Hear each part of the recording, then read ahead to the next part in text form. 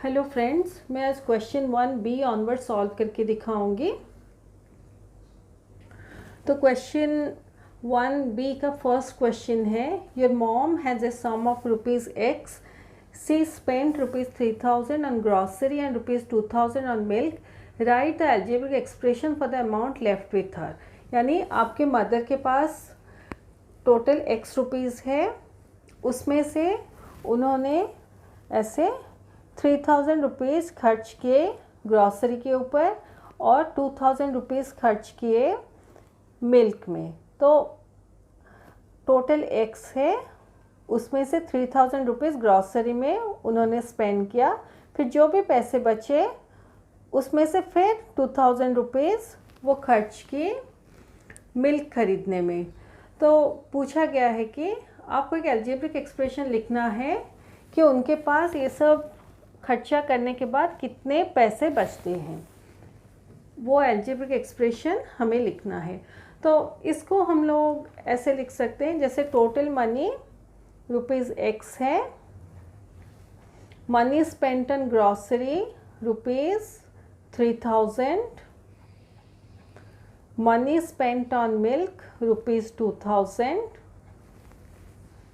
फिर total money spent, तो grocery में 3000 स्पेंड हुआ और 2000 मिल्क में स्पेंड हुआ, तो टोटल मनी स्पेंड है rupees 3000 plus rupees 2000 equal to rupees 5000।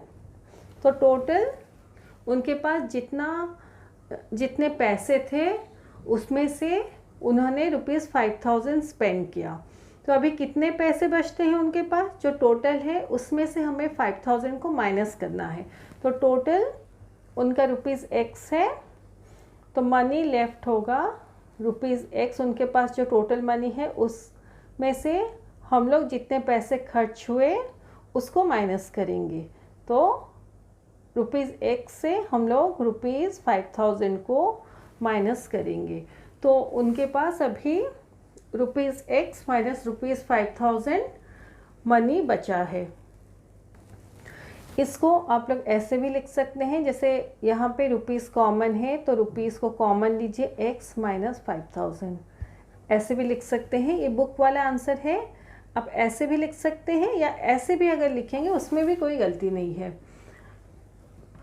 और यहाँ भी जैसे आप लोगों को सॉल्व करना है तो x माइनस 3000 माइनस 2000 मतलब ये x माइनस 5000 होता है, क्योंकि माइनस 3000 और माइनस 2000 जो है दोनों के सामने माइनस का साइन है, इसलिए हम लोग 3000 प्लस 2000 करेंगे 5000 और उसके सामने माइनस का साइन लगाएंगे, तो ये x माइनस 5000 होता है।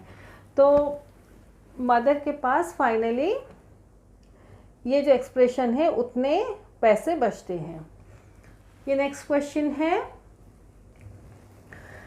The digit in the ones place of A 2 digit number is twice the digit at the tens place, right the number. तो टेंस प्लेस में जो भी डिजिट है उसके हिसाब से वंस प्लेस वाला जो डिजिट है वो उससे 2 टाइम्स है।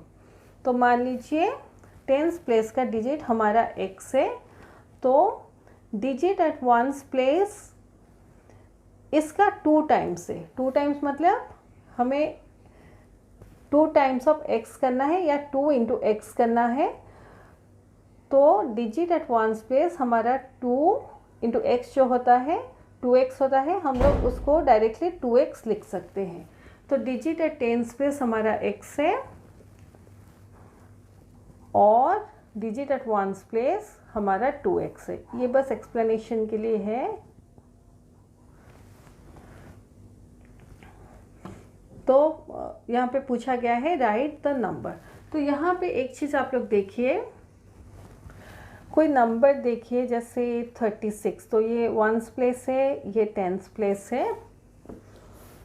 तो 36 मतलब ये टेंस प्लेस मतलब 3 इंटू 10 प्लस 6, हम लोग इसको करते हैं ऐसे।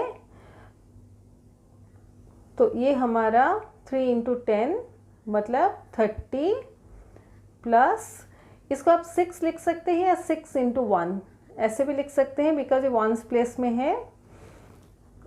तो 3 इंटू 10 हमारा 30 होता है और 6 इंटू 1 हमारा 6 होता है।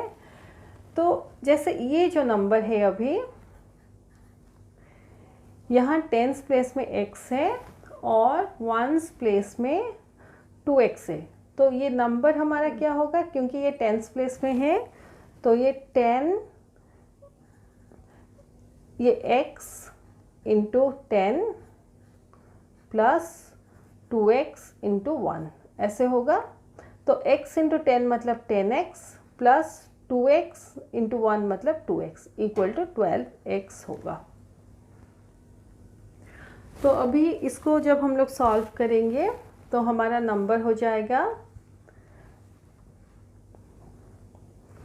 ये हमारा टेंस प्लेस में x है इसलिए x into 10 plus ones place में 2x है तो 2x इंटू 1 हो जाएगा। तो x इंटू 10 हमारा 10x होता है और 2x इंटू 1 हमारा 2x होता है। तो 10x plus 2x equal to 12x होगा। तो ये इसका आंसर है। ये डी क्वेश्चन है, what will you get if 3 times x is subtracted from the largest 2 digit number. तो हमारा जो लार्जेस्ट 2 डिजिट नंबर है वो 99 है और 3 टाइम्स x मतलब 3 इंटू एक्स और 3 इंटू एक्स ऐसे, तो इसका आंसर 3x होता है। तो 3 टाइम्स x मतलब 3x है। तो यहाँ पे देखिए फ्रॉम है, तो जैसे मैं पहले भी समझाई थी, फ्रॉम के बाद वाला नंबर जो होता है वो उसको पहले हम लोग लिखते हैं। तो what will you get if 3 times x is subtracted from the largest 2 digit number। तो लार्जेस्ट 2 डिजिट नंबर हमारा जो 99 है ये फ्रॉम के बाद है, तो हम लोग पहले 99 को लिखेंगे और फ्रॉम के पहले वाला नंबर 3x है, तो 99 से हम लोग 3x को माइनस करेंगे, तो ये हमारा आंसर होगा। तो लार्जेस्ट 2 डिजिट नंबर हमारा 99 है, 3 टाइम्स x 3x है, तो आंसर हमारा होगा 99 माइनस 3x, ये आंसर होगा। ये नेक्स्ट क्वेश्चन है ई, Rohit travels by car with the speed of x kilometer per hour for 2 hours and 3 hours with the speed of y kilometer per hour. Write the expression for the total distance traveled by him. तो यहाँ दो cases हैं, रोहित अपने car में ही travel करता है। तो first case में वो x kilometre per our speed में जाता है फॉर 2 आवर्स, तो 2 घंटे के लिए वो x kilometre per our speed में जाता है। फिर नेक्स्ट जो 3 आवर्स है वो जाता है y kilometre per our speed से। तो हमें फाइंड आउट करना है इतने स्पीड में जाने से और इतना टाइम के बाद उसका टोटल डिस्टेंस कितना वो ट्रैवल करता है। तो यहाँ पे एक फॉर्मूला आप लोग याद रखिए, स्पीड हमारा डिस्टेंस बाय टाइम है। अगर आप लोगों को ये फॉर्मूला याद नहीं रहता तो आप स्पीड जानते हैं जैसे 3 किलोमीटर पर आवर ऐसे, या 3 मीटर पर सेकेंड ऐसे होता है, तो इससे भी आप लोग फॉर्मूला को डिड्यूस कर सकते हैं। जैसे ये 3 किलोमीटर पर आवर है तो स्पीड इक्वल टू, ये देखिए 3 किलोमीटर पर आवर मतलब ये बाय आवर है, तो इक्वल टू ये 3 किलोमीटर मतलब ये डिस्टेंस है और नीचे आवर है मतलब ये टाइम है। तो इसको अगर आप याद रखेंगे, जैसे स्पीड हमारा 3 किलोमीटर पर आवर या 5 किलोमीटर पर आवर है, उससे भी आप लोग फॉर्मूला को डिड्यूस कर सकते हैं। आपको रट्टा मार के फॉर्मूला याद रखने की ज़रूरत नहीं है, बस स्पीड का यूनिट आप याद रखिए, फिर ऑटोमेटिकली फॉर्मूला को डिड्यूस कर लीजिए। तो स्पीड हमारा डिस्टेंस बाय टाइम होता है, तो स्पीड अगर डिस्टेंस बाय टाइम है तो डिस्टेंस हमारा स्पीड इनटू टाइम होता है, ऐसे हम लोग क्रॉस मल्टीप्लाई कर सकते हैं। तो डिस्टेंस हमारा स्पीड इनटू टाइम होता है। तो केस 1 में हम लोग देखते हैं कि speed of the car x kilometre per hour है फॉर 2 आवर्स। तो डिस्टेंस कवर्ड हमारा होता है स्पीड इनटू टाइम। तो स्पीड हमारा x है और टाइम है 2 आवर्स, तो हमारा डिस्टेंस 2x किलोमीटर होता है। नेक्स्ट केस में देखिए, speed of the car y kilometre per hour है और टाइम टेकन 3 आवर्स से। तो डिस्टेंस कवर्ड हमारा स्पीड इंटू टाइम है, तो y into 3 equal to 3y kilometre है। तो फर्स्ट केस में उसने 2x किलोमीटर ट्रैवल किया और सेकंड केस में 3y किलोमीटर ट्रैवल किया। तो यहाँ पे पूछा गया total distance travelled by him, तो हमारा होगा total distance travelled equal to 2x plus 3y, bracket में हम लोग किलोमीटर लिख सकते हैं,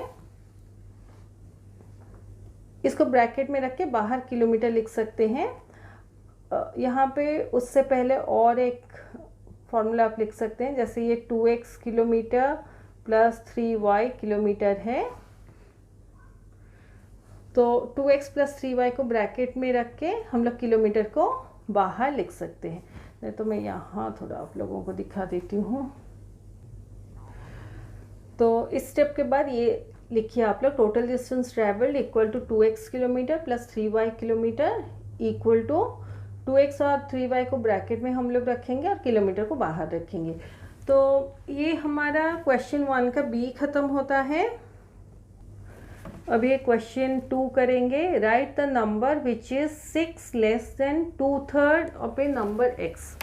तो कोई नंबर x है, उसका 2/3 है, मतलब वो 2/3x है।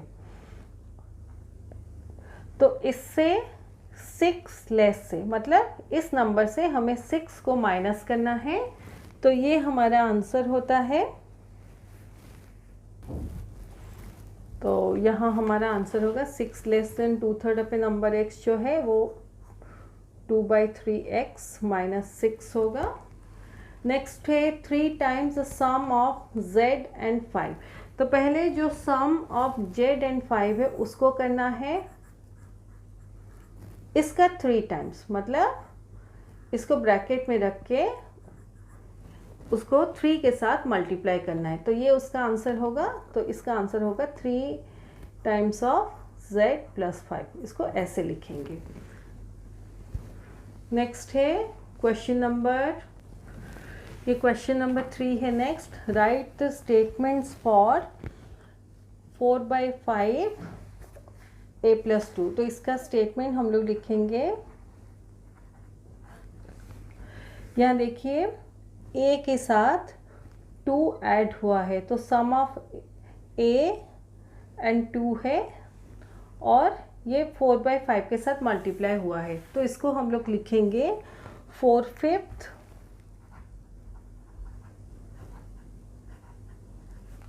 the sum of a and 2। इसको ऐसे लिखेंगे क्योंकि a से a के साथ 2 ऐड हुआ है और दोनों ब्रैकेट में है और 4/5 इन दोनों के साथ मल्टीप्लाई हो गए है। तो ये 4/5 the sum of a and 2 है। नेक्स्ट है 4/5 a प्लस 2। तो इसको लिखेंगे 4/5 of a number a added to 2, क्योंकि ये 4/5 ऑफ a जो है वो 2 के साथ ऐड हुआ है, यहाँ प्लस का साइन है। तो इसको लिखेंगे 4/5 of a number a added to 2, ऐसे लिखेंगे। तो ये हमारा क्वेश्चन 3 तक ख़त्म होता है।